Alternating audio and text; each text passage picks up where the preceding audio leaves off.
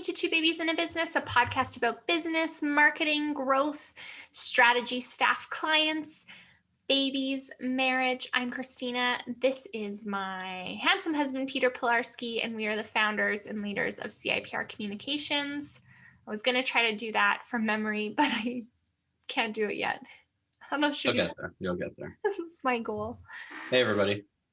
So, this is set to kind of air after Christmas. So I hope everyone had an amazing holiday. Obviously very different this year for, I think, the entire world. I don't think there's any exceptions there, but nonetheless, I hope that everyone is happy, healthy, and ready to kind of, this is always a quiet week going into the new year. So I hope you're ready to decompress, but also keep thinking about moving your business forward. So what are we talking about today? So we're still on our marketing strategy piece, which I feel like is really good. So on that same note, keep building your marketing strategy. But I wanted to talk about digital marketing versus what we call internally traditional marketing. I think this so, you're building out your strategy. If you think about all the prongs of your strategy so far, your goals, your strengths and your weaknesses, your opportunities, your threats, your personas, your marketing goals, that great value proposition statement. And now it's kind of a bit of almost starting to think about budget, but also just starting to think about the mix of things that you may need. Yeah. I think this is actually kind of a bit of a budget conversation to some degree, because it's sort of like where you're going to allocate your efforts. So yeah, maybe I'll kick it off with saying the obvious, which is the trend has been definitely strongly going towards digital over traditional. And certainly I think the whole COVID global crisis has accelerated the growth of digital marketing as the preferred approach for companies to get their brands out there. But I will say that, we actually often talk about, the air game and the ground game, because that's kind of our political background. And really the air game, a lot of traditional marketing is that air game, is that outdoor advertising, is that sort of billboard, or is that bus shelter sign, and those have a place, and I think they'll always have a place. I would never suggest to anybody that they should only focus on kind of one channel. And more and more, and a lot of the top marketers in the world kind of talk about an omni-channel approach, which is really to have multiple channels, because really different channels bring in different people. And, you might be, by just focusing on digital, missing an entire segment of potential audience that isn't on digital or isn't on social media or whatever, right? So, but having said that, I'm a proponent of the digital. Much more than the traditional. And largely, I think, and I just had this interesting conversation with a client today, actually, about tracking and data and analytics and, the ability to adjust in real time, the flexibility. I mean, digital just has so many benefits to it that it's crazy. But I'll also say that when in my sales process, I have a pretty structured sales process. And one of the things I do is called an internet business analysis. I call it an IBA.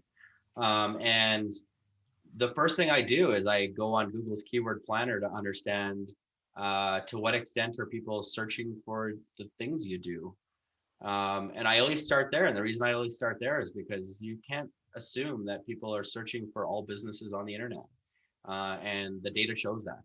And so for those types of businesses that aren't being searched for on the internet, obviously digital doesn't really make a lot of sense necessarily. Yeah, I think if we were having this conversation, I'm even going to say 3 years ago, really 3 to 5 years ago, there was this big, I would say push, you need to be going digital, right? Almost this, you would have to convince someone to start investing in SEO. And I think now the conversation is more how and when do I invest in traditional? People I think fundamentally now understand the need for both. But I find with some clients, there's just almost this check the box, oh, we did a billboard, oh, we should do a billboard. Somebody around a boardroom table goes we should really have a billboard. Mm-hmm. And so, then there's a billboard. And to your point, it's hard to especially with the billboard, relay the how it translates to actual like return on investment. But what I will say is I do think we have some interesting client examples. So I mean, I know you're not a proponent for traditional marketing, but I feel like in this conversation, I am the one who kind of would push for more exploring of traditional marketing. So like one, I would say, who are the personas and are there traditional marketing pieces that are important? I think back to my time at Boardwalk Rental Communities. This was like a decade ago. I worked there on the marketing team. Michelle Watmo, you were an amazing boss, taught me so much in the kind of traditional marketing space that I never knew. But I remember having this conversation about bus benches. Yeah. And I never thought, okay, the effectiveness of bus benches, okay, whatever. But you start diving into the persona of people who are living in these communities. I think about one near University District in Calgary. It's filled with boardwalk buildings. And what does a university student do? Well, they take transit. Right. They take the bus. They don't have a car. They're paying for student debt and loans and all of those things. And the bus bench ads that we took out at the time were like, you could be home right now. Like this could be your bus stop. And they were so effective because it literally was the bus bench right outside those buildings. Right. But it really came down to the persona because that was such a targeted, specific tactic for a persona. But I think if you know your personas well, there are certain traditional marketing tactics that you know could be effective. And then it's, to your point, figuring out the mystery of how do you track that. And for us, there was some easy things in terms of a rental application. How did you find out about us? And bus benches were in there, but not always that easy. Yeah, I mean, there's definitely ways to track, and I don't want to take away, especially outdoor advertising. Outdoor advertising will always have a big place in the advertising world. Because I mean, hey, like if I live in Bowness and even something like a sign outside, right? A new sign or a sign on a building or whatever, it's like there's some really big brand credibility and brand recognition and brand recall that comes from that. You drive by it all the time, every day, you know that business is there. I mean, it is a very valuable traditional marketing channel, 100% for sure. I think less traditional or less maybe effective these days is things like, mail flyers and things like that. And that's, again, not to say they're not effective, because if you know your persona and you know, that your persona is the type of person that likes to cut coupons out of a flyer or whatever, that it can be effective. But like, it's a hard thing because you're kind of throwing a lot of money away at a bunch of people like you and I, literally. And this is like full disclosure, like the first thing I do when I go to my mailbox is right next to my recycling bin. First thing I do is I recycle all of that. I don't even look at who they're from or what they are. They go straight into the recycling bin. They never even make it into our house, right?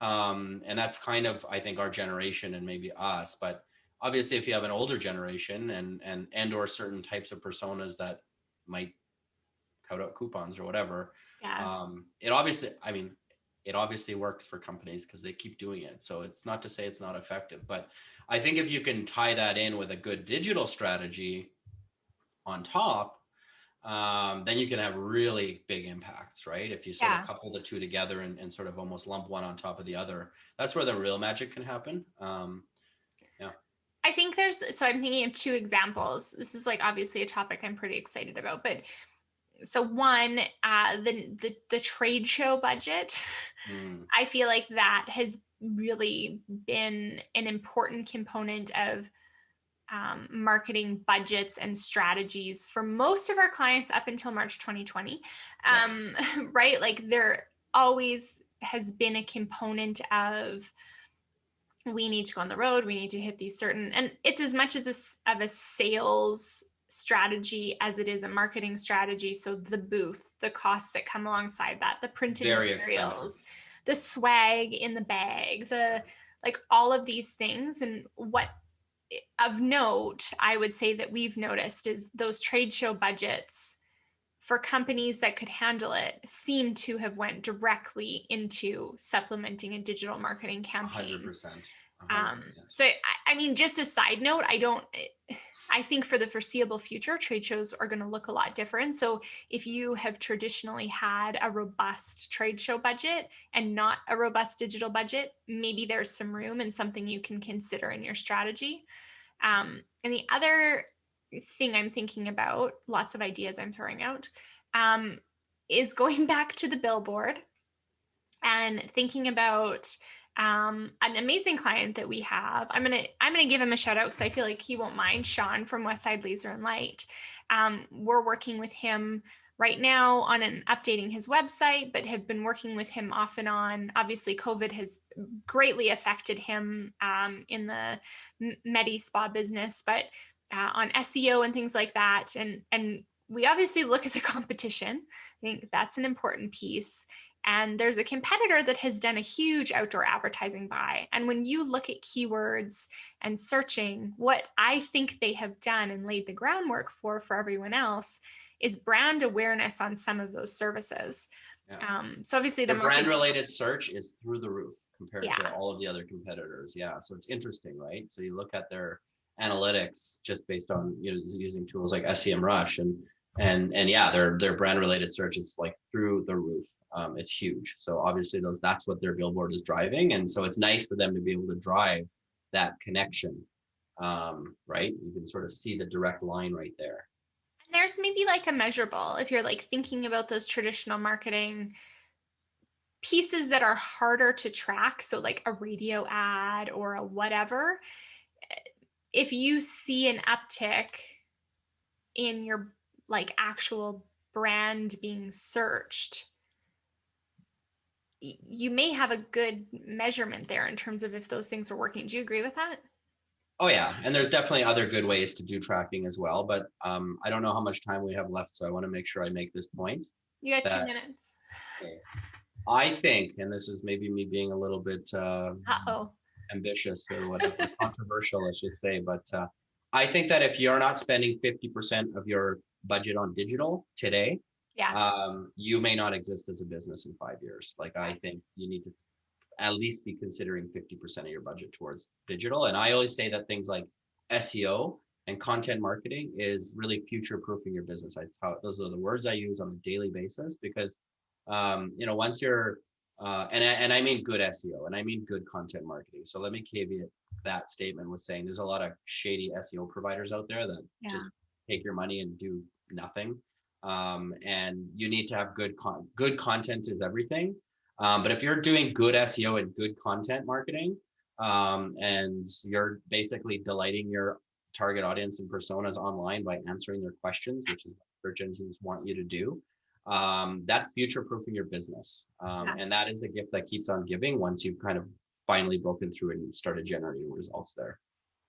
Yeah, I think lots to think about and chew on. So, I mean, I don't feel like we've answered many questions in this other than to say, as you're building a marketing strategy and you're at this step, now's your chance to start thinking about what those tactics will be. We're going to be talking about campaigns and building tactical plans, but you do need to think about, is there a mix? And if there is, great. If there isn't, great. But digital needs to be on the table no matter what.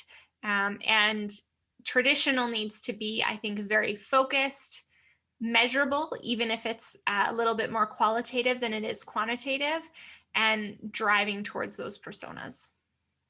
Absolutely. Agreed. What's a great billboard you've seen recently?